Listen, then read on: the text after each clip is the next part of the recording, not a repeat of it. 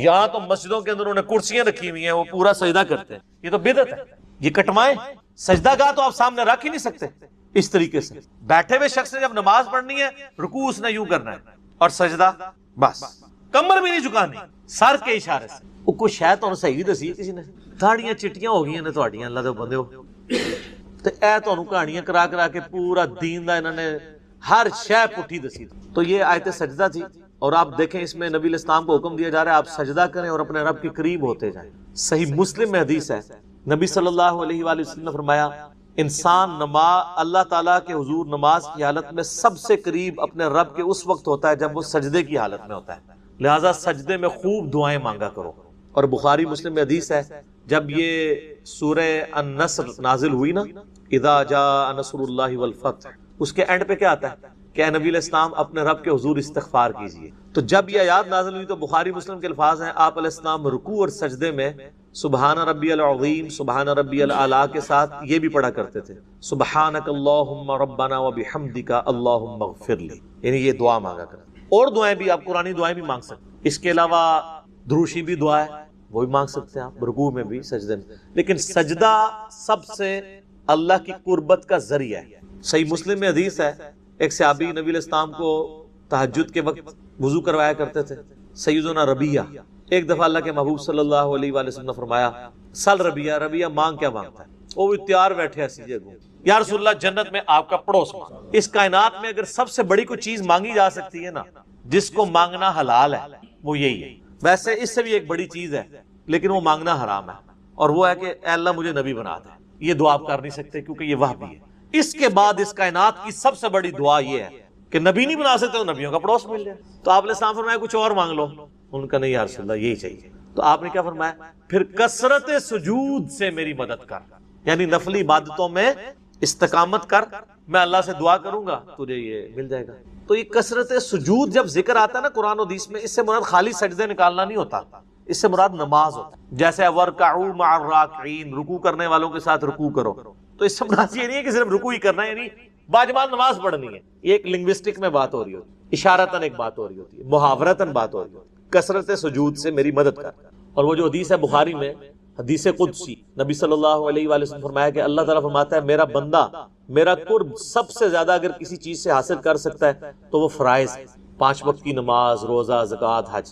اور اس کے بعد جب وہ نفلی نمازوں میں استقامت اور کثرت اختیار کرتا ہے نا تو میں اس کے ہاتھ بن جاتا ہوں جس سے وہ پکڑتا ہے، میں اس کے پاؤں بن جاتا ہوں جس سے وہ چلتا ہے، میں اس کے کان بن جاتا ہوں جس سے وہ سنتا ہے، میں اس کی آنکھیں بن جاتا ہوں جس سے وہ دیکھتا ہے، اور پھر وہ جو کچھ مجھ سے مانگتا ہے میں اسے عطا کرتا ہوں، اور اپنے دشمنوں کے اگینسٹ جب میری مدد مانگتا ہے تو میں اس کی مدد کرتا ہوں۔ جو صوفیاء نے کہا کہ جی وہ ہاتھ اللہ بن گئے تھے، ایتھوں ہاتھ اتھے پہنچ جان گے، کہانی ہے، اس کے آگے الفاظ پڑھتے ہی نہیں ہے کہ جب وہ دشمن کے اگینسٹ میری پناہ مانگتا ہے تو میں اس کی مدد کرتا ہوں۔ مانگتا اللہ سے ہی ہے، اللہ سے تو مانگنے کی ضرورت ہی نہیں ہے۔ اگر اللہ تعالیٰ نے اس کے ہاتھ ایسے بنا دیے کہ یوں کر کے پہنچ جائیں تو وہ مراد یہ کہ اس کا اوڑھنا بچھونا اللہ بن جاتا ہے۔ قل ان صلاتي ونسكي ومحياي ومماتي لله رب العالمین، کیونکہ حدیث کے اگلے الفاظ اس کی حفاظت کر رہے ہیں کہ کوئی کہانی نہ بنا لے۔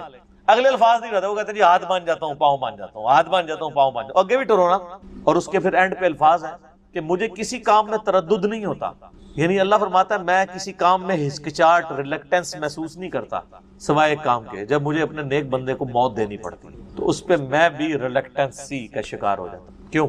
میرا بندہ زندگی کو محبوب رکھ رہا ہوتا ہے اور میں اسے اپنے پاس بلانا چاہتا ہوں۔ یا ایتھا النفس المطمئنہ ارجعی الی ربک راضیۃ مرضیہ فادخلی فی عبادی وادخلی جنت۔ زندہ رہنے کی خواہش تو اللہ نے رکھی ہے نا جی، چاہے کوئی پیغمبر ہے تو چاہے کوئی فرعون ہے، زندہ رہنے کی خواہش ہر شخص میں ہے، اور یہ اللہ نے اس لیے رکھی ہے، ورنہ تو لوگ چھوڑ چھاڑ کے سب کچھ بیٹھ جائیں۔ آپ دیکھتے ہیں میت ہوتی ہے نا 3 دن، پہلے 3 دن کیا پہلے دن تو ایسا لگ رہا ہوتا ہے کہ دوبارہ یہ یہاں پہ کوئی زندگی میں کوئی خوشی کی ایکٹیویٹی نہیں ہوگی، لیکن آہستہ آہستہ آہستہ آہستہ ہر چیز نارملائز ہو جاتی ہے۔ کیوں؟ وہ اللہ نے انسان کے اندر ہی کوالٹی رکھی ہے، دنیا کا نظام نہیں اللہ نے چلانا، اس کی سائنٹیفک ریزن بھی ہے، اللہ نے رکھی ہے کہ دماغ کے نئے خلیے پیدا ہونا شروع ہوتے ہیں، آہستہ آہستہ یاداشت بدم پڑتی ہے، ورنہ پہلے دن جو کنڈیشن ہوتی ہے آپ کے قریبی ریلیٹیو کے مرنے پہ، اگر یہ کنڈیشن ہمیشہ رہے تو آپ دنیا کو کام نہیں کر سکتے۔ صحابہ کرام نے رومن اور پرشین امپائر یرموک اور قاسیہ میں کہاں سے گرانی تھی اگر وہی حالت ان کی رہتی جو نبی علیہ السلام کی وفات کے دن تھی، لیکن کنڈیشن وہ بھی ڈائلیوٹ ہو گئی، تو اس سے بڑا تو غم نہیں آ سکتا نا انسان کی زندگی، وہ بھی اللہ نے غلط کر دی۔ انا للہ و انا الیہ راجعون، یہ تکلیف بھی اس کی طرف سے آئی تھی، اسی کی طرف لوٹ کے چلی جائے گی، ہم بھی اس کی طرف سے ہیں، اسی کی طرف لوٹ کے چلے جائیں گے۔ تو وہ جو حدیث میں ہاتھ باندھ جاتا ہوں پاؤں باندھ جاتا ہوں، اس میں میرا یوٹیوب پہ کلپ بھی ہے، میں ہاتھ باندھ جاتا ہوں پاؤں باندھ جاتا ہوں، تو وہ آپ دیکھ لیجئے گا۔ تو اس حدیث میں بھی ہے کہ جو نوافل میں یعنی کثرت سجود کرتے ہیں تو اللہ کے قرب کا ذریعہ ہے۔ وَاسْجُدْ وَاقْتَرِب، آیت سجدہ میں آپ جتنی دفعہ آیت تلاوت مرضی کریں، ایک نشست میں سجدہ ایک ہی دفعہ کرنا ہے، اور یہ سجدہ واجب نہیں ہے، سنت ہے، اگر کوئی نہیں کرے گا گناہگار نہیں ہوگا۔ بخاری مسلم میں ایسی حدیث ہے صحیح بخاری کے اندر کہ نبی علیہ السلام نے کئی بار آیت سجدہ کی ہے اور اس کے اوپر سجدہ نہیں کیا، یہ واجبیت کے درجے میں۔ اور قرآن کے 14 سجدے نہیں ہیں، 15 ہیں۔ ویسے ہر قرآن میں 15 لکھے ہوتے ہیں، سورہ حج کے اندر 2 سجدے ہیں، لیکن وہ دوسرے سجدے کے آگے لکھا ہوتا ہے عند الشافعی۔ تو میرا ایک معصومانہ سوال ہے کہ امام شافعی تو پیدا ہوئے ہیں 150 ہجری میں، فوت ہوئے ہیں 204 ہجری میں، پہلے 150 سال کے جو مسلمان تھے ان کے پاس قرآن میں کیا لکھا ہوا تھا؟ ہائے ہائے ہائے۔ اور اگر وہ پہلے 150 سال کے قرآن میں سجدہ نہیں لکھا تھا اور امام شافعی نے آ کے داخل کیا ہے تو پھر قرآن محفوظ کیسے ہے نا؟ ان مسئلہ حل کرو۔ اور میرے بھائی امام شافعی کے ابا جی، ان کے دادا جی کی پیدائش سے پہلے کی حدیثیں موجود ہیں کہ سورہ حج کے اندر 2 سجدے ہیں۔ حدیثیں تو نبی علیہ السلام کی ہیں نا، یہ آپ علیہ السلام کی احادیث کے اندر موجود ہے۔ جامعہ ترمذی کے اندر وہ والی سند تو کمزور ہے، اور باقی کتابوں میں آپ کو مضبوط اسناد ملیں گی۔ میں نے وہ مسئلہ 115 میں سارے حدیثوں کے نمبر بتائے ہیں۔ یہ تو نبی علیہ السلام نے سورہ حج میں 2 سجدے کیے ہوئے ہیں، تو وہ امام شافعی کا سجدہ نہیں ہے، وہ نبی صلی اللہ علیہ وآلہ وسلم نے سجدہ تعلیم فرمایا۔ اور آپ وہ آیات بھی پڑھ کے دیکھ لینا تو آیات کا اسلوب بھی بتا رہا ہے کہ وہ آیت سجدہ ہے۔ جو میں نے کہا نا قرآن کا ایک خاص اسلوب ہے، وہ اسلوب حفاظت کرتا ہے۔ یہ میں آپ کو وہ سجدہ بتانے لگوں جو سجدہ نہیں کرتے نا۔ پارہ نمبر 17 کا آخری صفحہ ہے، آپ کا جو پیج ہے 342، یہ آیت نمبر ہے 77۔ 342 یہ بلو والا قرآن ہے، 17 نمبر پارے کا آخری صفحہ ہے، اس کے اینڈ پہ پہنچ جائیں تو یہ آیت آ رہی ہے، یا ایھا الذین آمنوا ارکعوا واسجدوا، اے ایمان والو رکوع کرو سجدے کرو، واعبدوا ربکم، اور اپنے رب کی عبادت کرو، فافعلوا الخیر لعلکم تفلحون، اور ہر نیکی کا کام کرتے رہو تاکہ تم کامیاب ہو جاؤ۔ اس میں تو حکم ہے، اس کا ترجمہ آپ دیکھ لیں، رکوع کرو سجدہ کرو عبادت کرو۔ یہ اپنے اسلوب میں بتا رہا ہے کہ اللہ تعالیٰ نے تینوں چیزیں ایک جگہ جمع کی ہیں، رکوع سجدہ اور عبادت۔ تو آپ دیکھیں اس کے ساتھ لکھا ہے نا سجدہ عند الشافعی، ہے لکھے ہے نا، اے جو سجدہ جڑے حنفی نہیں جے کرتے، اے 15واں سجدہ ہے۔ اور آج جو ہم نے سجدہ کیا ہے نا، یہ قرآن کا آخری سجدہ تھا سورۃ العلق کے اندر، اب کوئی سجدہ نہیں آئے گا انشاءاللہ۔ اب نیکسٹ جب قرآن شروع کریں گے پھر شروع سے، تو پہلا سجدہ جا کے سورۃ الاعراف میں آتا ہے 9ویں پارے کے اندر، اور آخری جو ہے پارہ نمبر 30 میں سورۃ العلق میں۔ یہ سجدہ ہے جو یہ مس کرتے ہیں۔ سورہ حج میں آلریڈی ایک سجدہ موجود ہے، یہ دوسرا سجدہ ہے، اور سورۃ الحج کی یہ فضیلت ہے کہ اس میں 2 سجدے آئے ہیں۔ تو یہ عند شافعی نہیں ہے، میں نے بلکہ وہ شیعہ کا بھی چھپا ہوا قرآن دیکھا نا، تو وہ سیم یہی قرآن چھپا ہے، ادھر بھی عند شافعی لکھا ہوا تھا۔ تو میں نے کہا یار آپ لوگوں کو تو چلو سنیوں کو تو ویسے ہی کوئی مت نہیں ہے، آپ لوگوں کو تو سمجھ ہونی چاہیے کہ یار امام شافعی سے پہلے امام جو ہیں وہ امام باقر گزرے ہیں، امام جعفر گزرے ہیں، آپ فقہ جعفری ان کی طرف منسوب کرتے ہیں۔ امام جعفر کے بیٹے تھے امام موسیٰ کاظم، امام موسیٰ کاظم کے صحابی ہیں حضرت امام شافعی۔ یہ صحابی وہ والا نہیں یعنی صحبت کرنے والا۔ تو آپ شیعہ سے اگر پوچھیں نا تو وہ تو حضرت علی کے صحبت کرنے والوں کو بھی کہتے ہیں یہ حضرت علی کا صحابی ہے، یہ امام حسین کا صحابی ہے، یہ امام زین العابدین کا صحابی ہے۔ تو ان سے پوچھیں کہ امام موسیٰ کاظم کے جو صحابی ہیں تو وہ آپ کو ٹاپ آف دا لسٹ صحابی جو بتائیں گے وہ امام شافعی ہیں۔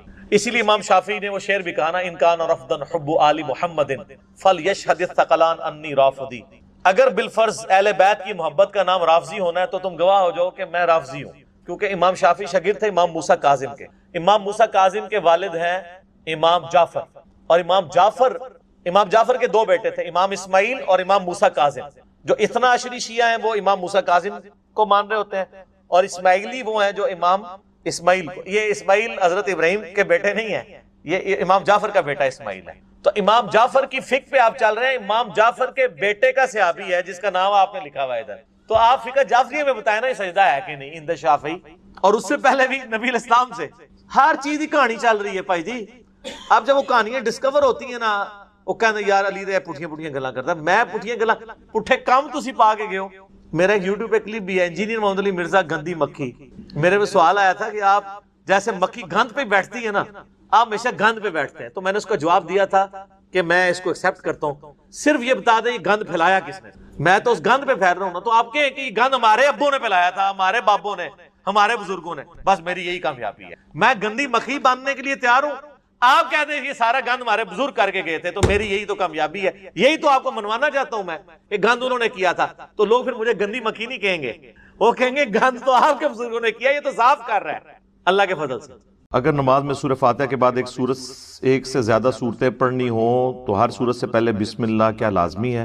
اگر تو آپ سورت سٹارٹ سے پڑھ رہے ہیں نا جی تو بسم اللہ لازمی ہے۔ نبی صلی اللہ علیہ وآلہ وسلم جب بھی کوئی سورت پڑھتے تھے نا سٹارٹ سے، صحیح مسلم میں آتا ہے آپ صلی اللہ علیہ وآلہ وسلم نے سورہ الکوثر کی تلاوت کی تو بسم اللہ الرحمن الرحیم انا اعطیناک الکوثر جب آپ کے اوپر نازل ہوئی۔ اسی وجہ سے آپ دیکھیں گے یہ اختلاف پایا جاتا ہے کہ یہ بسم اللہ سورتوں کا حصہ ہے یا الگ سے ہے، اس کے اوپر میری تفصیلی ویڈیو ریکارڈ ہے۔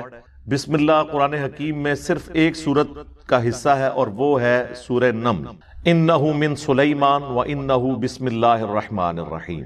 باقی سورۃ الفاتحہ کا حصہ بھی نہیں ہے، اگرچہ امام شافعی کا یہ موقف ہے، اہل حدیث بھی سورۃ الفاتحہ کا حصہ مانتے ہیں، اہل تشیع بھی، لیکن میں نے لاجیکلی یہ چیز ثابت کی تھی بخاری اور مسلم کی احادیث کی روشنی میں کہ بسم اللہ سورۃ الفاتحہ کا حصہ نہیں ہے، قرآن کا حصہ ضرور ہے۔ قرآن کی ہر سورت سے پہلے بسم اللہ ہے سوائے ایک سورت کے، اور وہ ہے سورہ التوبہ۔ 114 صورتیں ہیں قرآن میں، سورتوں سے پہلے 113 دفعہ آیا ہے بسم اللہ، اور جو 114 مرتبہ آنا تھا وہ سورۃ النمل میں آ گیا، انہ من سلیمان و انہ بسم اللہ الرحمن الرحیم۔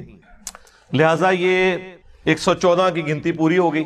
المستدرک للحاکم میں صحیح سند سے یہ حدیث ہے، سیدنا علی رضی اللہ تعالیٰ عنہ علیہ السلام سے پوچھا گیا کہ سورہ التوبہ سے پہلے بسم اللہ کیوں نہیں ہے، تو انہوں نے فرمایا کہ یہ تو اللہ تعالیٰ کی طرف سے ایک ننگی تلوار کی شکل میں سورت نازل ہوئی ہے، مشرکین عرب کے اوپر عذاب استیصال کا چونکہ اس میں ذکر تھا کہ 4 مہینے کا ٹائم ہے، یا تو جزیرہ نما عرب چھوڑ کے چلے جاؤ اگر اپنی زندگی کی ضمانت چاہتے ہو، یا پھر اسلام قبول کر لو، ورنہ جہاں پائے جاؤ گے وہاں پر قتل کیے جاؤ گے۔ یہی وہ آیت ہے جو اکثر ہندو بھی کافر بھی آؤٹ آف کانٹیکسٹ کوٹ کرتے ہیں کہ جی قرآن میں لکھا ہوا ہے کہ جہاں بھی کوئی کافر نظر آئے اسے قتل کر دو۔ وہ ایک ٹریٹی کا حصہ تھا، اللہ تعالیٰ کا جو پلان ہے اس کا بھی حصہ تھا، عذاب استیصال۔ یہ اللہ کی سنت ہے کہ جب کبھی کسی قوم کے اندر کسی پیغمبر کو مبعوث کیا رسول بنا کر، رسول آ کر دھمکیاں لگاتے تھے کہ یا تو ہم پر ایمان لاؤ ورنہ بڑے دن کا عذاب تمہیں آ پکڑے گا، اور at the end of the day قوم پہ عذاب آ جاتا تھا، اہل ایمان بچا لیے جاتے تھے اور جو کافر تھے وہ تباہ و برباد کر دیے جاتے تھے۔ اسی کانٹیکسٹ میں ہمارے محبوب صلی اللہ علیہ وآلہ وسلم بھی چونکہ رسول تھے، آپ نے بھی دھمکیاں لگائیں۔ یہ دھمکیاں پنجابی والی نہیں ہیں، یہ جو شریعت کے حکم ہے جسے دھمکی اللہ تعالیٰ کی طرف۔ وَأُوحِيَ إِلَيَّ هَذَا الْقُرْآنُ لِأُنذِرَكُم بِهِ وَمَن بَلَغَ، اے نبی تم فرماؤ یہ قرآن مجھے اللہ نے اس لیے وحی کیا تاکہ اس کے ذریعے میں تمہیں بھی ڈر سنا دوں، دھمکا دوں آخرت کے بارے میں کہ اللہ کے حضور تمہاری پیشی ہے، اور جس تک یہ کتاب پہنچ جائے۔ سورۃ الانعام کی آیت نمبر یہ 19 ہے۔ اب نبی علیہ السلام نے بھی ظاہر ایک دھمکی اس اعتبار سے لگا دی کہ یا مجھ پر ایمان لاؤ ادروائز پھر عذاب استیصال آئے گا، لیکن ہمارے نبی صلی اللہ علیہ وآلہ وسلم کے کیس میں یہ عذاب استیصال آسمان سے عذاب کی شکل میں یا کسی غیبی چنگھاڑ کی شکل میں یا سمندری طوفان میں غرق کرنے کی شکل میں نہیں آیا، بلکہ صحابہ اکرام کی تلواریں مسلط کر دی گئیں، اور یہی وجہ ہے کہ قتال اس امت کی خصوصیت ہے، اور اس کا ذکر بھی سورہ التوبہ کی آیت نمبر 14 میں موجود ہے کہ اللہ تعالیٰ اے مسلمانوں تمہاری تلواروں کے ذریعے ان پر عذاب نازل کرے گا، اور وہ عذاب کی قسطیں غزوہ بدر کی شکل میں، غزوہ خندق کی شکل میں ان پر آئیں، اور پھر الٹیمیٹلی مشرکین عرب پہ آخری جو عذاب آیا غزوہ حنین کی شکل میں جو فتح مکہ کے بعد ہوا، اور پھر اس کے یعنی فتح مکہ کے فوراً بعد یہ دھمکی آ گئی سورہ التوبہ میں کہ اب 4 مہینے کا ٹائم ہے، یا تو اسلام قبول کر لو یا یہ جزیرہ نما عرب چھوڑ کے چلے جاؤ ورنہ اللہ کا عذاب آئے گا۔ ظاہر ہے 23 سال کی پیچھے تبلیغ تھی، عذاب نہیں تھا آنا، عذاب کی شکل مختلف تھی، اور ہمارے نبی علیہ السلام کے کیس میں صرف عذاب کی شکل مختلف نہیں ہے بلکہ یہاں پر نبی علیہ السلام کا معجزہ بھی مختلف ہے، وہ ہے قرآن۔ اِنَّا نَحْنُ نَزَّلْنَا الذِّكْرَ وَإِنَّا لَهُ لَحَافِظُونَ، اس الذکر یاد دہانی کو ہم نے نازل کیا، ہم اس کی حفاظت کرنے والے ہیں۔ اکثر لوگ پوچھتے ہیں کہ جی اگلی کتابیں بھی تو اللہ کی کتابیں تھیں، اللہ نے ان کی حفاظت کیوں نہیں کی؟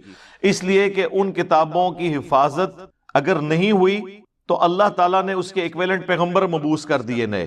جیسے ہی کتاب ٹیمپر ہوئی، اب یہودیوں نے جب یہ بھلا دیا تورات کو، تو اللہ تعالیٰ نے عزیر علیہ السلام کے ذریعے دوبارہ سے انہوں نے اپنی یادداشت سے اسے مرتب کر لیا، چونکہ ختم نبوت ہو چکی ہے، اب قیامت تک کسی پیغمبر نے نہیں آنا۔ اگر یہ کتاب بھی ٹیمپر ہو جاتی تو پھر ظاہر ہے پھر تو ہماری موجیں ہی موجیں تھی، پھر تو اللہ کے حضور اتنا بڑا بہانہ تھا کہ ہم تک تو دین پہنچا ہی نہیں ہے۔ یہ کتاب محفوظ ہونا ہمارا اعزاز بھی ہے، اور یہ ہمارے سر پہ لٹکتی ہوئی تلوار بھی ہے، کیونکہ اس کی وجہ سے ہم اکاؤنٹیبل ہو گئے۔ یہ خلیفۃ الرسول ہے دنیا پہ آخرت کے دن تک کے لیے، اس لیے اللہ نے اسے محفوظ کر دیا۔ اللہ چاہتا تو اگلی کتابوں کو بھی محفوظ کر سکتا۔ تو ہمارے نبی علیہ السلام کے کیس میں معجزہ ہے کتاب۔ اگلے انبیاء کو اللہ نے معجزات دیے تھے، عصا کو اژدہا بنانے کا معجزہ موسیٰ علیہ السلام کا، مردوں کو زندہ کرنے کا معجزہ عیسیٰ علیہ السلام کا، صالح علیہ السلام کے لیے پہاڑ سے اونٹنی نکل آئی۔ یہ وہ سارے فزیکل فینومینا آف نیچر کو توڑنے والے حصی معجزات تھے۔ ہمارے نبی علیہ السلام کے کیس میں بھی ایسے معجزات رپورٹ ہوئے ہیں، لیکن وہ دعوے نبوت کے طور پہ نہیں ہوئے۔ صحابہ کرام کے ساتھ ہو گیا، جس میں بخاری مسلم میں حدیث ہے، صلح حدیبیہ کے موقع پر پانی جب ختم ہو گیا تو ایک پیالہ حضور کو پیش کیا گیا، پورے اس مجمع میں سے صرف ایک پیالہ نکلا، آپ نے اپنی مبارک انگلیاں اس میں داخل کی۔ بخاری مسلم کے الفاظ ہیں، جابر بن عبداللہ کہتے ہیں کہ چشمے پھوٹ پڑے اسی پیالے میں سے، اور وہ تابعی پوچھتے ہیں کہ آپ لوگ کتنے تھے جنہوں نے استفادہ کیا؟ تو جابر بن عبداللہ نے کہا کہ ہم 1,00,000 بھی ہوتے نا تو وہ پانی زیادہ تھا جو ایک کٹورے سے نکل رہا تھا۔ البتہ ہم اس وقت 1500 تھے جنہوں نے پانی پیا، اپنے جانوروں کو پلایا، اور مستقبل کے لیے سفر کے لیے سٹور بھی کر لیا، تب بھی وہ پیالہ ختم نہیں ہوا۔ اب اگر آپ مجھ سے پوچھیں ٹیکنیکلی سپیکنگ، یہ معجزہ جو ہے نا وہ موسیٰ علیہ السلام کے اژدہا والے معجزے سے بھی بڑا ہے، کیونکہ موسیٰ علیہ السلام نے پتھر پہ لاٹھی ماری تھی، پتھر سے تو پانی نکل ہی آتا ہے، لیکن گوشت میں سے، ہڈیوں میں سے پانی کا نکلنا یہ بہت بڑا معجزہ ہے۔ لیکن یہ صحابہ کرام کے سامنے ہوا ہے۔ آپ علیہ السلام نے مشرکین عرب کو نہیں کہا کہ یہ دیکھو میرا معجزہ اور ایمان لے آؤ، وہ بےچارے چیختے ہی رہے، لیکن اللہ نے کہا کہ نہیں، اس نبی کا معجزہ قرآن ہے۔ سورۃ العنکبوت میں ہم نے وہ معجزہ دکھانا ہی نہیں ہے جو معجزہ کل کو آپ پھر ثابت بھی نہ کر سکیں۔ آج کوئی یہودی یا عیسائی اپنے پیغمبر کے معجزات کی ویڈیوز ہمیں دکھا سکتا ہے، ہم تو کہہ سکتے ہیں یہ جی معجزہ دیکھ۔ اس زمانے میں شاعروں کو اس نے فیل کر دیا اس کتاب نے، آج اسے آپ لیٹسٹ سائنس کے اوپر پیش کریں، وہ سائنٹیفک ڈسکوریز جو 20ویں صدی عیسوی کے اندر آ کے ہوئی ہیں، تو قرآن حکیم کی کوئی ایک آیت بھی ایسی نہیں ہے جو اسٹیبلش سائنس کے خلاف ہو، اس ٹیسٹ سے بھی گزار لیں آپ۔ تو یہ ایک زندہ معجزہ۔ بات کہاں سے شروع ہوئی تھی؟ بسم اللہ۔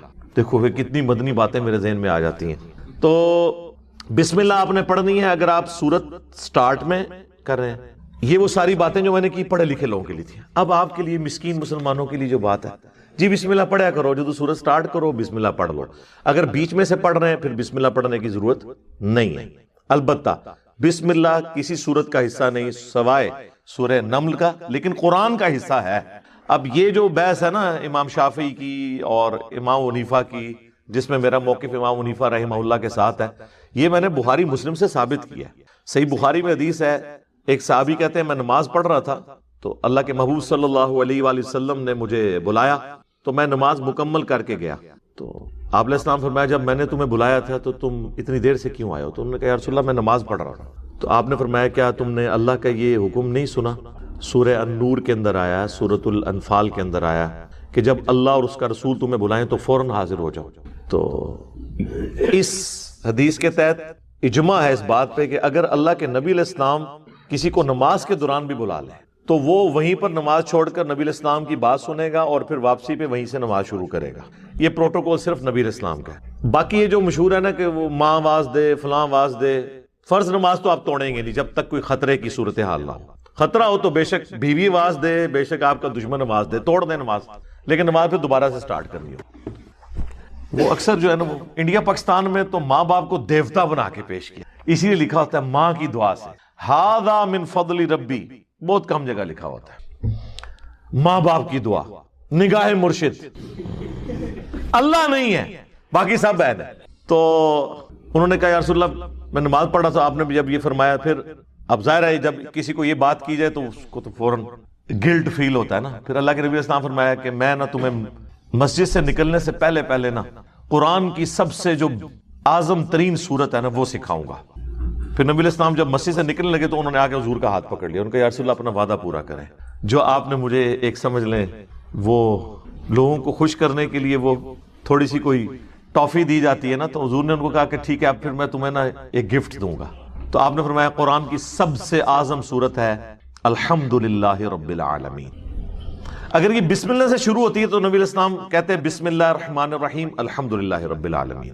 دوسرا ثبوت صحیح مسلم کی وہ حدیث ہے جو اکثر آپ نے سنی ہوگی کہ حضرت ابو ہریرہ رضی اللہ تعالیٰ عنہ نے روایت کیا ہے کہ حدیث قدسی ہے کہ میں نے نماز اپنے اور اپنے بندے کے درمیان برابر تقسیم کر لی ہے. جب میرا بندہ کہتا ہے الحمدللہ رب العالمین تو میں کہتا ہوں میرے بندے نے میری حمد کی. جب وہ کہتا ہے الرحمن الرحیم تو میں کہتا ہوں کہ میرے بندے نے میری تعریف و توصیف کی.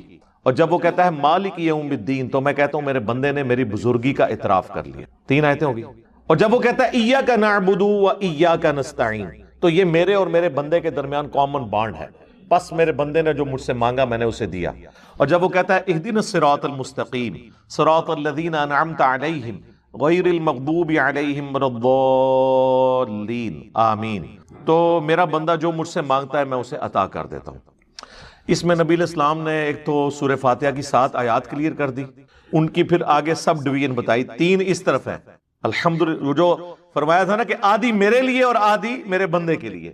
اللہ کے لیے کون سی ہے اس کی تعریف الحمدللہ رب العالمین الرحمن الرحیم مالک یوم الدین. 3 آیتیں اس طرف, درمیان میں بانڈ ایاک نعبد و ایاک نستعین. یہ بھی آدھی ہو جاتی ہے. ایاک نعبد میں پھر اللہ کی عبادت ہے, واو میں جا کے سینٹر بنتا ہے. وَإِيَّاكَ نَسْتَعِينُ اور ہم مدد تجھ سے مانگتے ہیں یعنی دعا تجھ سے کرتے ہیں. اور پھر دعا شروع ہوگی اِهْدِنَا الصِّرَاطَ الْمُسْتَقِيمَ صِرَاطَ الَّذِينَ أَنْعَمْتَ عَلَيْهِمْ غَيْرِ الْمَغْضُوبِ عَلَيْهِمْ وَلَا الضَّالِّينَ آمین. 3 آیتیں اس طرف 3 اس طرف, سینٹر میں ایاک نعبد و ایاک نستعین. یہ حدیث قدسی بھی ثبوت ہے اس بات کا کہ سورہ فاتحہ الحمد سے سٹارٹ ہوتی ہے, ورنہ اس میں ہوتا کہ جب میرا بندہ کہتا ہے بسم اللہ الرحمن الرحیم تو میں کہتا ہوں کہ میرے بندے نے میرے نام سے شروع کیا. تو یہاں سے تین حضور نے سٹارٹ کیا. آپ نے فرمایا اللہ فرماتا ہے جب میرا بندہ کہتا ہے الحمدللہ رب العالمین تو یہ اس بات کا ثبوت ہے کہ سورۃ الفاتحہ کا حصہ بسم اللہ نہیں ہے. لیکن چونکہ ہر سورت کے آغاز میں بسم اللہ پڑھنا سنت ہے, لہذا نماز میں جب بھی آپ پڑھیں گے سورہ فاتحہ تو بسم اللہ کے بغیر نہیں پڑھیں گے, کیونکہ سورہ فاتحہ سٹارٹ سے سٹارٹ ہو رہی. سورہ اخلاص پڑھیں گے بسم اللہ سے پڑھیں گے. اب سورۃ الحشر کی آخری 3 آیات کوئی پڑھ رہا ہے واللہ الذی لا الہ الا ہو تو وہاں پہ کوئی ضرورت نہیں بسم اللہ پڑھنے کی, اس لیے کہ آپ سٹارٹ سے سٹارٹ نہیں کر رہے, بیچ میں سے سٹارٹ کر. آپ کو کہ جی قرآن کے سٹارٹ کا پروٹوکول ہے بسم اللہ, تو قرآن کے سٹارٹ کا پروٹوکول بسم اللہ نہیں ہے, اعوذ باللہ ہے. ہاں آپ نے بھی نوٹ کیا ہوگا کئی بار میں جب قرآن کی تلاوت کرتا ہوں تو صرف پڑھتا ہوں اعوذ باللہ من الشیطان الرجیم اور آگے آیت پڑھ دیتا ہوں. اب کئی لوگوں نے نیچے کامنٹس کیے ہوتے ہیں جی علی بھائی نے بسم اللہ نہیں پڑھی. بھائی اللہ تعالیٰ نے قرآن حکیم میں سورۃ النحل میں حکم فرمایا ہے کہ جب کبھی بھی تم قرآن کی قرات کرنے لگو تو شیطان مردود کے اگینسٹ اللہ کی پناہ طلب کر لیا. فاستعذ باللہ من الشیطان الرجیم. تو قرآن نے حکم دیا ہے کہ قرآن پڑھنے سے پہلے بھی اللہ کی پناہ طلب کرنی ہے شیطان مردود کے اگینسٹ. کیوں؟ اگر ایسا نہیں ہوگا تو آپ قرآن ہدایت کے لیے نہیں پڑھ رہے ہوں گے, بلکہ قرآن پڑھ کے اپنا لقمہ قرآن کے منہ میں داخل کر کے اپنے فرقے کی حفاظت کی کوشش کر رہے ہوں گے. ورنہ مجھے بتائیں اس امت کی مت ماری ہوئی تھی کہ ایاک نعبد و ایاک نستعین کے ہوتے ہوئے یا علی مدد آ جاتا, یا شیخ عبد القادر جیلانی مدد آ جاتا. یہ شیطان گھسا ہے نا قرآن میں نہیں, ان کے دماغ میں اتنے صفحے کالے کیے ہوئے ثابت کرنے کے لیے. اس لیے کہا کہ قرآن سے پہلے بھی آپ نے اعوذ باللہ من الشیطان الرجیم پڑھنا ہے, تاکہ یہ نہ ہو کہ قرآن آپ اس لیے قرآن کو اپنا امام بنائیں نہ کہ قرآن کے امام خود بننے کی کوشش کریں. یہ بھی ہوتا ہے نا, لوگ قرآن کا امام بننے کی کوشش کرتے ہیں اور اسی کے لیے آپ کو پھر پٹیاں پڑھاتے ہیں ڈائریکٹ قرآن نہیں پڑھنا. یعنی یہ کہہ رہے ہوتے ہیں کہ شیطان کے بغیر قرآن نہیں پڑھنا آپ نے, شیطان شریف یعنی مولانا شریف کو بیچ میں داخل کرنا ہے. ظاہر ہے تو تفسیر میں شیطان شریف ہی ہوتا ہے نا ان کا. جب مولانا اس کے بالکل اپوزٹ تشریح کر رہا ہے تو وہ کیا کر رہا ہے, یعنی قرآن حکیم کو ٹیمپر کر رہا ہے. مجھے ڈاکٹر سار صاحب کی بات کے ساتھ 100% اتفاق ہے کہ اللہ تعالیٰ نے قرآن کی صرف ٹیکسٹ کی گارنٹی لی تھی کہ یہ تبدیل نہیں ہوگا, ورنہ تحریف اس کتاب میں بھی علماء نے کی ہے. یہ ہو نہیں سکتا تھا کہ اگلی امتوں کی خرابیاں اس امت میں ٹرانسفر نہ ہوتی. وہ تو بخاری مسلم میں حدیث ہے، تم بھی اگلے لوگوں کے پیچھے چل پڑو گے قدم با قدم بالشت بر بالشت، حتیٰ کہ ان میں سے کوئی گوہ کے سوراخ میں داخل ہوا تو تم بھی وہی کام کرو گے۔ صحابہ کرام نے پوچھا یہ اگلے لوگوں سے مراد کیا یہود و نصارہ ہیں؟ آپ نے فرمایا اگر وہ نہیں تو اور کون مراد ہے؟ وہی خرابی۔ اتخذوا احبارهم ورهبانهم اربابا من دون اللہ، یہود و نصارہ نے اپنے علماء کو اور اپنے صوفیوں اور جوگیوں کو اپنا رب مان لیا تھا اللہ کے مقابلے پر۔ تو یہاں پہ نہیں مانا ہوا، وہ کوئی غلط حکم بتاتے ہیں یہ اس کو غلط مان لیتے ہیں، صحیح بات کو وہ غلط کہتے ہیں، یہ کہتے ہیں جی بزرگوں نے فرما دیا، اور غلط بات کو وہ صحیح کہتے ہیں، وہ کہتے ہیں حضرت صاحب نے فرما دیا۔ اس کانٹیکسٹ میں ایک روایت بھی ہے جامع ترمذی میں اور مسند احمد میں، اس کی صحت میں اختلاف ہے لیکن وہ اس کو سپورٹیو ہے اس حوالے سے کہ عدی ابن حاتم کہتے ہیں کہ یا رسول اللہ قرآن میں جو آیت ہے سورہ توبہ کی آیت نمبر 31 اتخذوا احبارهم ورهبانهم اربابا من دون اللہ، یہود و نصارہ نے اپنے مولویوں کو اور اپنے صوفیاء کو اور رہبان کو احبار کو رب مان لیا ہوا تھا اللہ کے مقابلے پر، تو ہم نے تو کبھی ایسا کام کیا ہی نہیں ہے۔ تو آپ نے فرمایا یہ بتاؤ کہ کیا تم اپنے علماء اور بزرگان دین کے کہنے کے اوپر اللہ کی حرام کردہ چیزوں کو حلال اور حلال کردہ چیزوں کو حرام نہیں مان لیا کرتے تھے؟ ان کا یا رسول اللہ ایسا ہی تھا۔ تو فرمایا یہی تو ان کو رب ماننا ہے۔ رب ماننا صرف یہ نہیں ہے کہ عبادت، یعنی مرضی بھی ان کی چلنی شروع ہو جائے، یعنی ٹوٹل اوبیڈینس کا نام جو ہے نا وہ ہے عبادت۔ عبادت صرف اللہ کی ہوگی، اور اس کو سپورٹیو آیت بھی ہے سورۃ الاحقاف کی، ایتونی بکتاب من قبل ھذا او اثارۃ من علم ان کنتم صادقین۔ اے نبی ان سے فرماؤ اگر تم اس قرآن کو نہیں مانتے، اس قرآن سے پہلے اگر کوئی کتاب نازل ہوئی بھی تمہارے پاس موجود ہے نا وہ لے آؤ، یا انبیاء کے آثار میں سے کوئی چیز، اس سے مجھ سے بات کرو اگر تم سچے ہو، لیکن بات کرنی ہے علمی کتابی۔ ایتونی بکتاب من قبل ھذا او اثارۃ من علم، اسی سے تو میں نے علمی کتابی لفظ کو ڈیڈکٹ کیا تھا۔ کہتے نہیں خالی مسلم، جی خالی مسلم ہی ہے، علمی کتابی اس کی توصیف بیان ہو رہی ہے کہ مسلم وہ، جیسے ہم ہیں مسلم صحابہ اور اہل بیت والے، ہم ہیں مسلم اللہ اور اس کے رسول والے، ہم ہیں مسلم قرآن اور سنت والے، ہم ہیں مسلم قرآن اور اہل بیت والے، اس ساری چیز کو ہم نے جمع کر دیا، ہم ہیں مسلم علمی کتابی۔ یہ نہیں ہے کہ یہ کوئی اس کے ساتھ جڑا ہوا ہے مسلم علمی کتابی، یہ اس کی توصیف بیان ہوئی، ایتونی بکتاب من قبل ھذا او اثارۃ من علم۔ اور یہ آیت اس بات کا ثبوت ہے کہ صرف قرآن نازل یا اگلی کتابیں نازل نہیں ہوئی ہیں، انبیاء کے آثار اور سنت بھی نازل کی ہے، اور قرآن میں یہ موجود ہے کہ یا تو انبیاء کے آثار لے کر آؤ یا کتابیں لے کے آؤ۔ لہٰذا جو سنت کو نہ مانے وہ گمراہ نہیں ہے، وہ کافر ہے۔ ذہن میں رکھیے قرآن اور سنت دو سورسز ہیں، دونوں اللہ کی طرف سے نازل۔ ہاں کسی حدیث کے اوپر کسی کو اختلاف ہو سکتا ہے، اس کو ہم کافر نہیں کہتے۔ جو کہتا ہے جی میں اس حدیث کو نہیں مانتا یا اس کی روایت صحیح نہیں ہے سند، وہ آپ اختلاف کر سکتے ہیں، لیکن ایز اے سورس اگر کوئی کہ جی صرف قرآن ہے سنت نہیں ہے تو وہ کافر ہے۔ میرے علم میں تو ایسے لوگ دنیا میں نہ ہونے کے برابر ہے۔ انکم بشیء من الخوف والجوع ونقص من الاموال والانفس والثمرات، ہم ضرور آزمائیں گے دنیا کی زندگی میں تمہیں خوف کے ذریعے، بھوک کے ذریعے، جان اور مال میں نقص کے ذریعے، وبشر الصابرین، اور بشارت ہوگی صبر کرنے۔ تو یہ ساری تکلیفیں ان کو آپ مکافات عمل کہہ کے نہیں جان چھڑا سکتے، یہ اللہ کی طرف سے آزمائش بھی ہو سکتی ہے کسی کے اوپر۔ اور صبر کرنے والوں کے لیے بشارت ہے، اور ان کی نشانی کیا ہے؟ الذین اذا اصابتهم مصیبہ، جب کبھی انہیں کوئی مصیبت پہنچتی ہے تو وہ کہتے ہیں قالوا انا للہ وانا الیہ راجعون، بھئی ہم بھی تو اللہ کی طرف سے آئے تھے، ہمیں بھی لوٹ کے اللہ کے پاس جانا ہے، اگر کوئی تکلیف آئی ہے تو یہ بھی چلی جائے گی۔ سب سے بڑی تکلیف کیا ہے؟ موت، وہ بھی تو ہم پہ آنی ہے نا، تو اس سے پہلے اگر چھوٹی تکلیف آئی ہے تو اللہ کی طرف۔ اس کانٹیکسٹ میں ایک حدیث ہے صحیح مسلم میں بڑی زبردست، ام سلمہ کہتی ہیں کہ جب ابو سلمہ میرے خاوند فوت ہوئے، مجھے ان کی فوتگی کی خبر ملی تو میں نے حضور سے ایک دعا سن کے یاد کر کے جو کوئی وہ دعا مانگ لے گا اللہ تعالیٰ اس سے بہتر اسے نعم البدل دے گا۔ اور وہ دعا آدھا پورشن تو یہی ہے، سورۃ البقرہ کی آیت نمبر 156 انا للہ وانا الیہ راجعون۔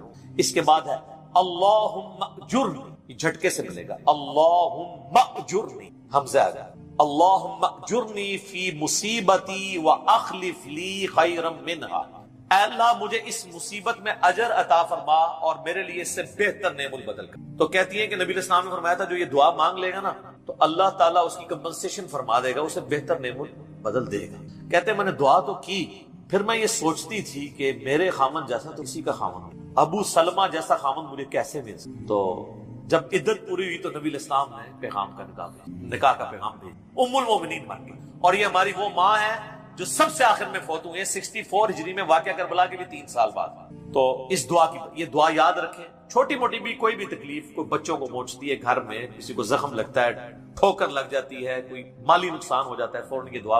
اور میں نے الحمدللہ 20 دفعہ یہ دعا آزمائی ہے. وقتی طور پہ تو فیل ہو رہا ہوتا ہے کہ یار کوئی مسئلہ خراب ہو گیا، لیکن اس کے بعد اسی شر کے اندر خیر چھپی وہ مل جاتی ہے. اس آپ دعا کو یاد رکھیں، اور صبح شام جو چھوٹی موٹی کوئی خبریں بھی آپ کو ملتی رہتی ہیں اس کے اوپر آپ یہ دعا پڑھتے رہیں. یہ آپ کے لیے ایک بہت بڑا وظیفہ ہے انشاءاللہ تعالی. نیک لوگوں کو جو تکلیفیں آتی ہیں نا دنیا میں، وہ ان کے درجات کو بلند کرنے، اور یہ اللہ تعالیٰ نے بڑی سختی کے ساتھ سورۃ العنکبوت کے اندر نا صحابہ کرام کو ایڈریس کر کے نا یہ فلسفہ کلیئر کیا ہے. آیت نمبر 2 اور 3، احسب الناس ان یترکوا ان یقولوا آمنا وهم لا یفتنون، کیا لوگ اس گمان میں ہیں کہ انہیں صرف اس بات پہ چھوڑ دیا جائے گا کہ وہ ایمان لے آئے اور ہم ان کی آزمائش نہیں کریں گے؟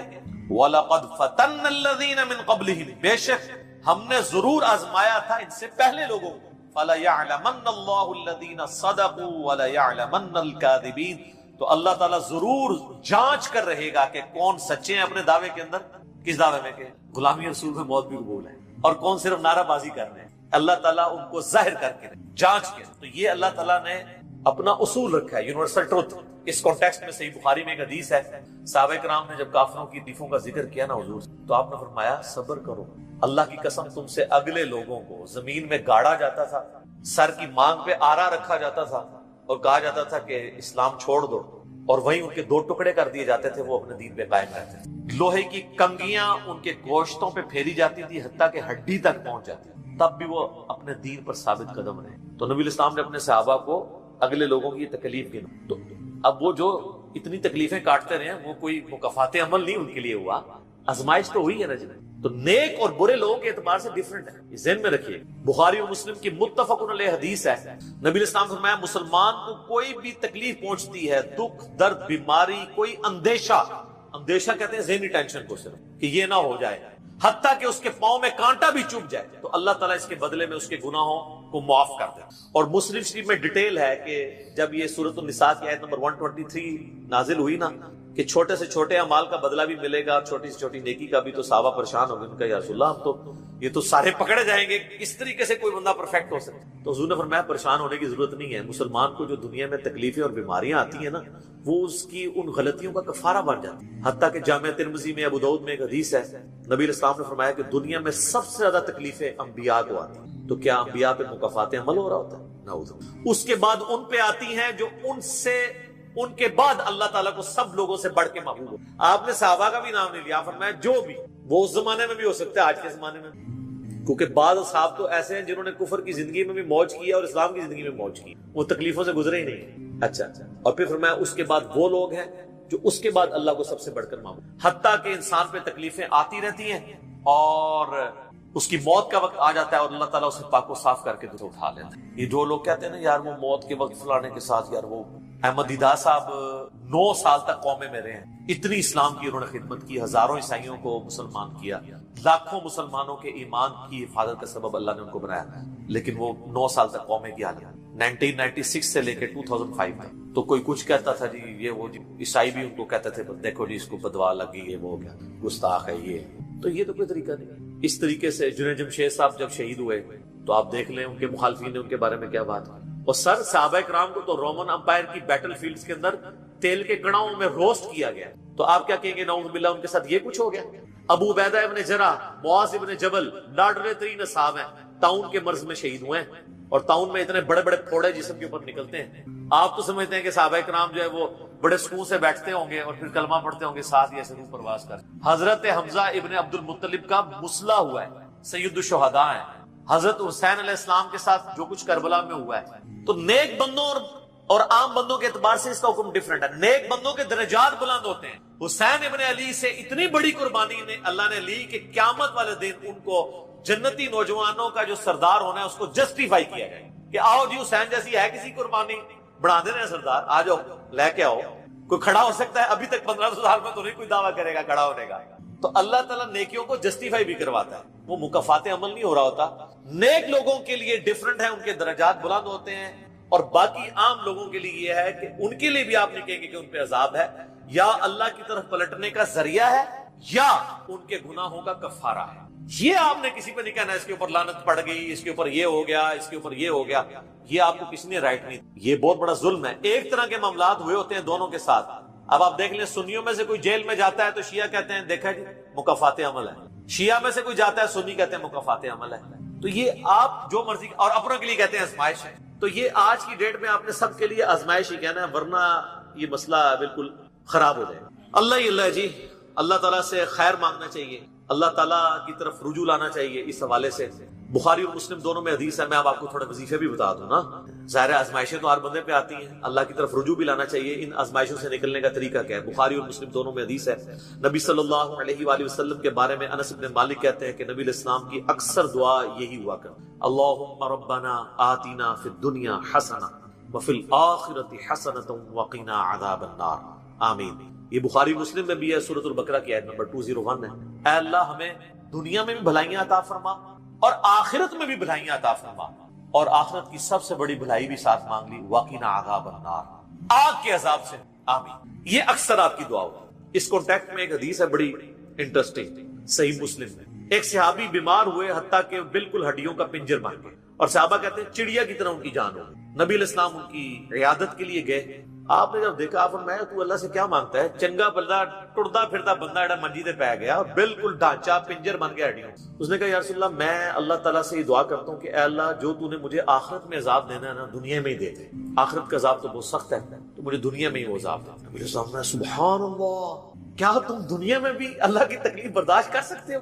اوے تجھے تو چاہیے تھا، تو کہتا ہے اللہم ربنا آتنا فی الدنیا حسنہ وفی الآخرۃ حسنۃ وقنا عذاب النار. یعنی آپ اللہ تعالیٰ کو معاذ اللہ کو فنیٹک سمجھتے ہیں کہ آپ کہیں گے اس نے عذاب تو ضرور دینا ہے تو مجھے ادھر دے دے.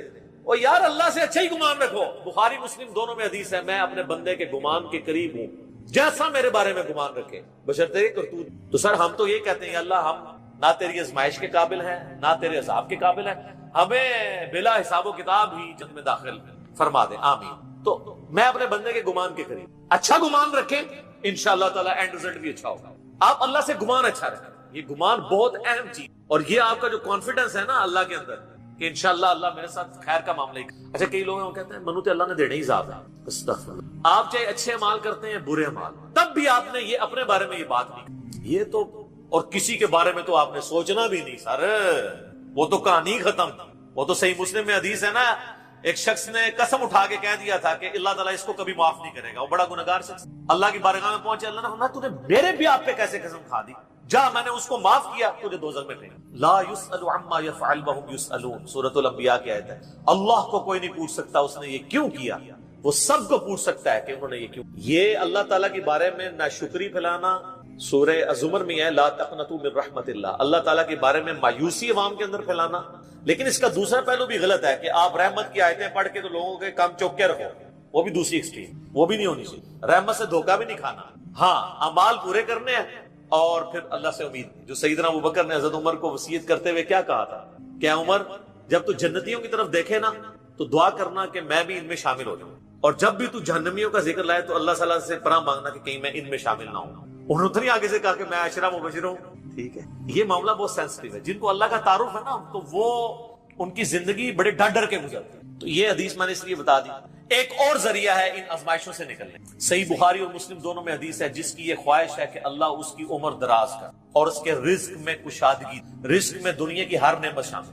ہم تو دولت ہی سمجھتے ہیں. اچھی صحت بھی رزق ہے، اچھی اولاد بھی رزق، اچھی صحت بھی رزق ہے، مال کی فراوانی بشرطے کہ وہ فطرے میں نہ ڈال دے وہ بھی رزق ہے. ہر چیز دنیا میں جتنی بھی اہمیت کی چیزیں جو ہم سمجھتے ہیں. تو بخاری اور مسلم دونوں میں الفاظ ہیں جس کی یہ خواہش ہے اس کی عمر دراز ہو جائے اور اس کے رزق میں کشادگی ہو تو اپنے رشتہ داروں کے ساتھ حسن سلوک کر. یہ ہے جناب وہ کام کر. حسن سلوک خالی ان کو تسلیاں نہیں دینا. ظاہر ہے قرآن اور حدیث میں جب رشتہ داروں سے صلہ رحمی کا ذکر آتا ہے تو یہ ہے کہ ان کے ساتھ قطع تعلق ہی نہیں کرنی. دوسرا ان کی فائنینشیل سپورٹ کرنا. اس لیے آپ دیکھیں سب سے زیادہ حقدار زکوٰۃ کے صدقات کے آپ کے بہن بھائی ہیں. سب سے قریبی رشتہ ہوا، اس کے بعد کوئی اور حق. باقی اس پہ تو امت کا اجماع ہے کہ جو صدقات اللہ کی راہ میں آپ کرتے ہیں اس سے اللہ تعالیٰ تکلیف ٹالتا ہے. منت سے نہیں ٹلتی. بخاری مسلم میں حدیث ہے کہ منت سے کنجوس کا مال ہی نکلتا ہے، تکلیف نہیں ٹلتی. لاجیکل ہے. منت تو یہ کہ یا اللہ پہلے یہ کر تو میں کراں گا. اور صدقے میں کیا ہے؟ یا اللہ میں نے تیری طرف سے تیری راہ میں یہ صدقہ کیا اور میں اس نیک عمل کا وسیلہ تجھے پیش کرتا ہوں، میرا مسئلہ حل کرتا ہے۔ جو بخاری مسلم میں حدیث ہے، 3 لوگ غار میں پھنس گئے تھے، انہوں نے اپنے پرانے اعمال کا واسطہ پیش کیا تھا، یہ نہیں تھا کہا کہ یا اللہ ایک پر کاٹ دیتے سیاہ کرا کے، پھر کون سی نکلنا انہوں نے اپنے پرانے کیے ہوئے اعمال کا وسیلہ اللہ کے حضور پیش کیا، جو قرآن میں ہے وَاسْتَعِينُوا بِالصَّبْرِ وَالصَّلَاةِ، صبر اور نماز کے ذریعے اللہ کی مدد چاہو، جس سے وہ کہتے ہیں جی اس سے غیر اللہ کی مدد ثابت ہوتی ہے۔ تو کوئی کہتا ہے المدد یا صبر، المدد یا نماز، وہ اس کا مطلب ہے صبر اور نماز سے اللہ کی مدد، کیونکہ آگے آتا ہے ان اللہ مع الصابرین، بے شک اللہ تعالیٰ صبر کرنے والوں کے ساتھ۔ تو نیک اعمال کا وسیلہ آپ اللہ کے حضور پیش کریں۔ تو صدقہ اور خیرات کرنا یہ اللہ تعالیٰ کی طرف سے آئی ہوئی تکالیف کو، بلاؤں کو ٹال دیتا ہے۔ تو یہ میں نے آپ کو ایک دعائیں، اذکار اور پھر اعمال بھی بتا دیے۔ آخر میں 2 دعائیں میں وہ جو بیان کی تھی ان کو ریپیٹ کر دیتا ہوں۔ ایک پریونٹیو دعا ہے، یہ 2 علاج ہوتے ہیں نا، پریونٹیو اور کیوریٹیو۔ پریونٹیو علاج یہ ہوتا ہے کہ بیماری ہونے سے پہلے علاج کیا جائے، جیسے ویکسین ہے، آج کل وہ کہہ رہے ہیں کورونا کی ویکسین بن گئی ہے کہ وہ لگوا لیں تو تکلیف ہوئی نا۔ ایک ہوتا ہے کیوریٹیو علاج، کہ بیماری ہو گئی ہے تو اب علاج کیسے۔ تو پریونٹیو علاج جو دعائیں ہیں نا وہ ہے اللہم ربنا آتنا فی الدنیا حسنہ وفی الآخرۃ حسنۃ وقنا عذاب النار۔ ہر نماز کے تشہد میں سے مانگے، بلکہ سجدے میں مانگے۔ صحیح مسلم میں حدیث ہے کہ سجدے میں تم اپنے رب کے سب سے زیادہ قریب ہوتے ہو، خوب دعائیں مانگا کرو۔ سجدے میں بھی آپ یہ دعا مانگے، تشہد میں تو مانگے ہی مانگے۔ وہ بخاری مسلم میں حدیث ہے درود شریف کے بعد جو چاہو اپنے رب سے مانگو، وہ تو قبولیت کی ایک جگہ ہے۔ اس کے علاوہ یہ ہو گئی پریونٹیو علاج بیماریوں سے، پریشانیوں سے۔ جتنے سنت اذکار ہیں، بسم اللہ الذی لا یضر، یا اعوذ بکلمات اللہ التامات من شر ما خلق، یہ ساری کی ساری چیزیں اللہ تعالیٰ کی طرف سے سنت اذکار ہیں۔ لیکن یہ یاد رکھیے گا یہ ناگہانی آفات کے لیے ہیں، یہ نہیں ہے کہ بسم اللہ پڑھ کے ساکٹ میں انگلی دے دے، یا بسم اللہ الذی لا یضر پڑھ کے تو کوبرے سے کھیلنا شروع کر دیں، نہیں، وہ پھر آپ اپنے اوپر تقدیر خود غالب کروا رہے ہیں، پھر یہ اذکار نہیں اثر دیں گے۔ یہ ناگہانی آفات کے لیے، جب کوئی شخص اپنے اوپر خود تقدیر غالب کر لیتا ہے نا، پھر وظائف ہو جاتے ہیں سائڈ پہ، یہ ذہن میں رکھیں۔